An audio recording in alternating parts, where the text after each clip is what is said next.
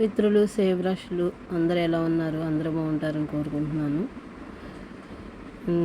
నా వీడియో నచ్చితే లైక్ చేసి సబ్స్క్రైబ్ చేయండి.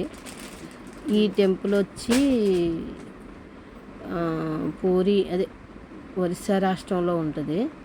మేము పూరి వెళ్దామని బయలుదేరి ఒక ఇచ్చాపురం దగ్గర ఒక హోటల్లో ముందు వీడియో చేశాను కదా, హోటల్ దగ్గర ఆగి భోజనం చేస్తుంటే ఇక్కడ శక్తిపీఠం అంటే నేను ఓన్లీ గిరిజాదేవి ఏమో అక్కడ ఒకటే శక్తిపీఠం అని అనుకున్నాను.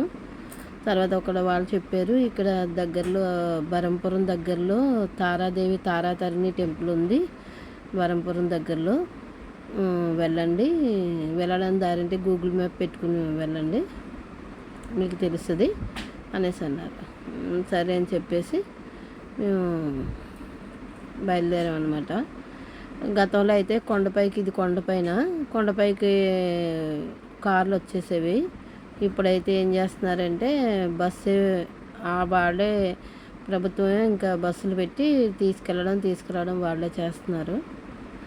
కానీ పైకి వెళ్ళిన తర్వాత చిన్న టెంపుల్ ఉంటుందేమో అనుకున్నాను, కానీ టెంపుల్ చాలా బాగుంది. అంతా కూడా రాతి కట్టడమే, అంటే ఎర్ర రాతి కట్టడం అంటారంట. చాలామంది జనం వస్తున్నారు అక్కడికి.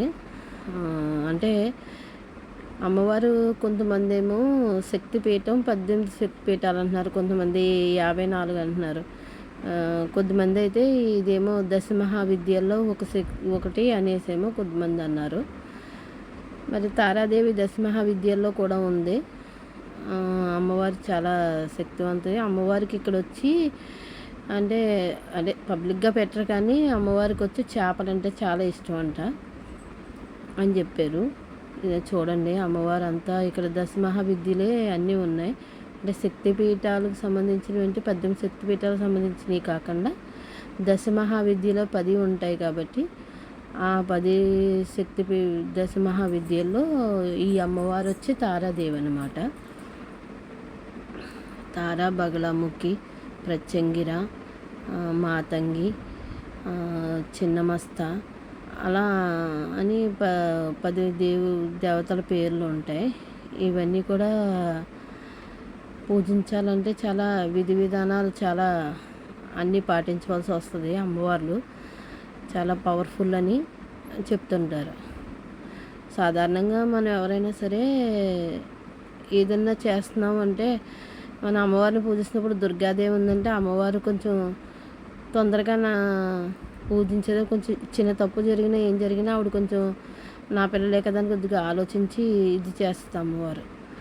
కానీ ఈ అమ్మవార్లు అలా ఊరుకోరు. చిన్న తప్పు వచ్చినా సరే అసలు ఒప్పుకోరట. అమ్మవార్లు చాలా పవర్ఫుల్ అనమాట. అంటే అమ్మవార్లు మన చాలా పవర్ఫుల్ అని, ఈ అమ్మవార్లు పూజించిన వాళ్ళకి ఎటువంటి ఇబ్బందులు ఉండవని అంటారు.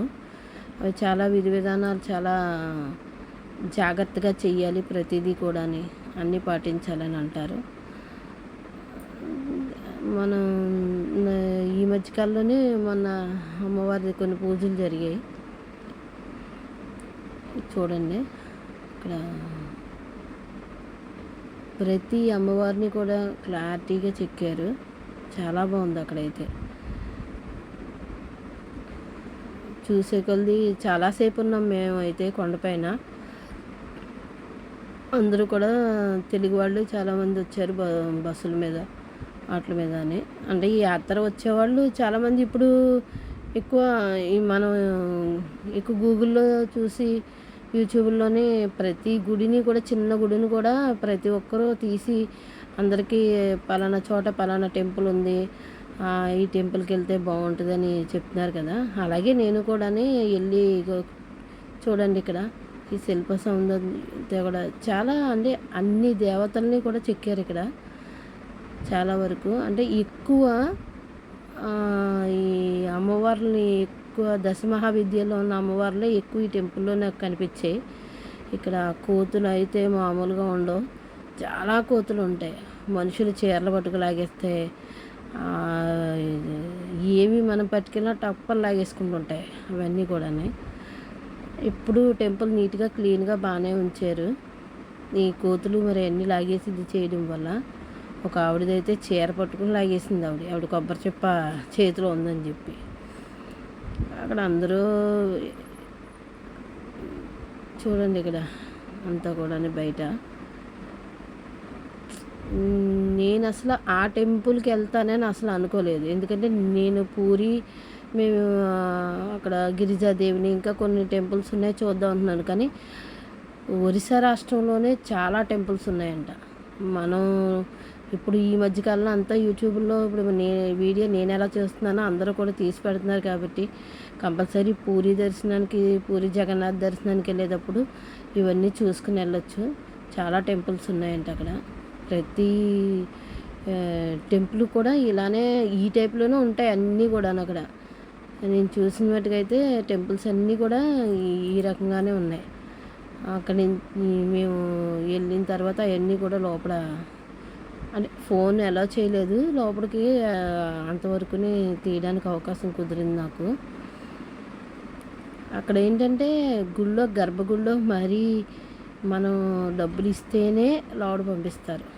మాకు అవకాశం ఏంటంటే అదే పంతులకు డబ్బులు ఇస్తేనే గర్భగుడి లోపలికి వెళ్ళనిస్తారు. ఆ రోజు నిజంగా అమ్మవారికి తీసుకెళ్ళి నుంచోబెట్టి ఆ శంఖం తలమే పెట్టినప్పుడు ఒళ్ళు ఒక్కసారిగా జల్లుమంది. అసలు అమ్మవారు పిలిచి తీసుకెళ్ళినట్టు అయింది మాకైతేనే. నిజంగా అమ్మవారే అసలు అక్కడ టెంపుల్ తారాదేవి టెంపుల్ ఉంటుంది ఒరిస్సా రాష్ట్రంలో, మాకు తెలియదు. ఆ వాటిల వాళ్ళు చెప్పారు. చెప్పగానే మేము ఇంకెలాగే ఆ రూట్లోనే వెళ్తాం కదా అని వెంటనే బయలుదేరి ఇంకా అక్కడికి వెళ్ళాము.